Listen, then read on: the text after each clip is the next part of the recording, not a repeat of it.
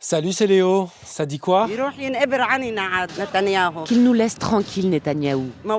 Il tue nos jeunes, nos enfants, nos femmes. C'est notre droit légitime de nous défendre.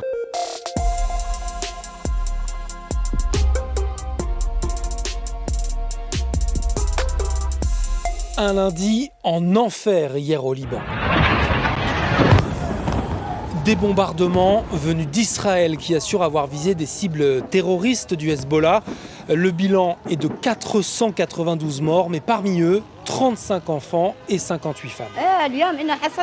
J'ai vraiment cru que c'était le dernier jour de ma vie. Maintenant, notre peur, c'est que nous devenions le nouveau Gaza. Comme cette femme, des dizaines de milliers de Libanais fuient maintenant le sud du pays, voisin d'Israël, situé à 400 km au nord de la bande de Gaza. Vous allez où ? J'en sais rien, où voulez-vous qu'on aille? Ça fait 6 heures qu'on roule dans les embouteillages et on est loin d'être arrivé. On est à la moitié du chemin, les enfants n'en peuvent plus, ils dorment derrière. Tout ce qu'on cherche, c'est un refuge pour être en sécurité. On veut aller à Beyrouth, mais on n'y connaît personne. Ce mardi matin, la Chine dénonce des attaques aveugles contre des civils et la France demande une réunion d'urgence du Conseil de sécurité des Nations Unies.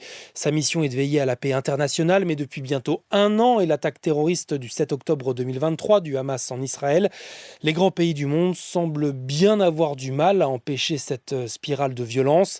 La crainte d'un embrasement de toute la région et d'une guerre totale sera aussi au cœur des discussions de l'Assemblée générale de l'ONU qui débute aujourd'hui et pour une semaine.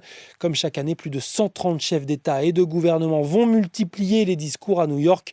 Celui du président américain est très attendu. Joe Biden dit travailler à une désescalade, mais ira-t-il jusqu'à stopper les livraisons d'armes à son allié Israël? Peu probable à 6 semaines de l'élection présidentielle aux États-Unis. Sinon, hier, notre nouveau ministre de l'Intérieur a pris ses fonctions. Pour une société fondée sur l'ordre non, pardon, c'est pas ça. et la sécurité. Non, ça, c'est mon film d'hier soir. Moi, je te parle de ça. 3 priorités. Voilà, c'est ça. La première, rétablir l'ordre. La deuxième, rétablir l'ordre. La troisième, rétablir l'ordre. Bon, il y a une petite ressemblance, mais pas très surprenant en même temps pour un premier discours de premier flic de France, Bruno Retailleau, qui a également déclaré hier soir vouloir par tous les moyens faire baisser l'immigration en France. Ainsi s'éteint la liberté, sous une pluie d'applaudissements.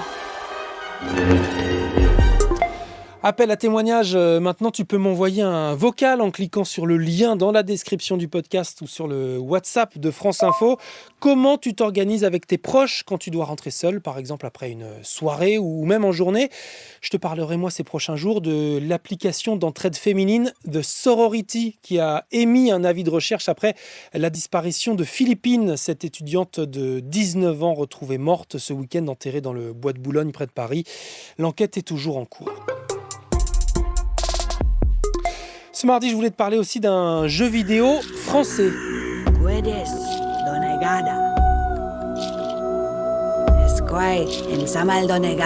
La suite d'une petite pépite qui avait quand même attiré 800 000 joueurs sur PC en 2019. Gridfall 2 sort aujourd'hui en accès anticipé. Et 5 ans après le RPG qui se déroulait dans une sorte d'univers européen du XVIIe siècle avec de la magie et des monstres, les rôles s'inversent. On n'y incarne plus un colon venu envahir une île, mais un sage autochtone qui doit protéger son peuple. Mais si je t'en parle ce matin, c'est parce que ce jeu qui se veut grand, même avec le petit budget du studio français Spiders, sort dans un contexte de crise mondiale du jeu vidéo. 11 000 licenciements dans le monde depuis le début de l'année. Et même une grève, il y a encore 2 semaines, des salariés de Spiders et de Kiloton qui appartiennent au même groupe.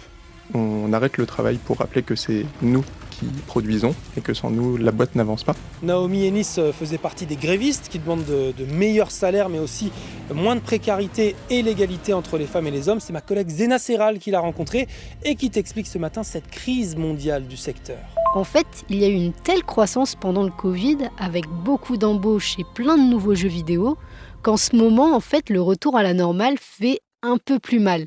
On se retrouve avec trop de jeux qui coûtent trop cher et des boîtes qui n'arrivent pas à tourner et pourraient prochainement mettre la clé sous la porte. C'est dans ce contexte qu'il y a eu cette grève dans les 2 studios français, dont Kiloton, pour lequel travaille aussi Tristan Solaro. Historiquement, en fait, les PME de jeux vidéo, c'était quelques copains qui se rassemblaient, qui se mettaient à faire des jeux. Ils étaient 5, ils étaient 10. Sauf qu'un jour, ces entreprises ont fini par grossir et ils ont recruté. Sauf qu'en fait, on ne traite pas des salariés comme on traite des associés. Et donc aujourd'hui, on se retrouve avec une entreprise comme Kiloton, par exemple, où il y a 170 salariés, qui est toujours managée en fait comme une PME de 20 personnes. Et concernant le studio Spiders qui sort Gridfall 2 ce mardi, les salariés ont finalement obtenu par la grève une prime basée sur la performance de l'accès anticipé du jeu vidéo et surtout la mise en place d'un audit sur les risques psychosociaux qui pourraient aboutir sur de meilleures conditions de travail.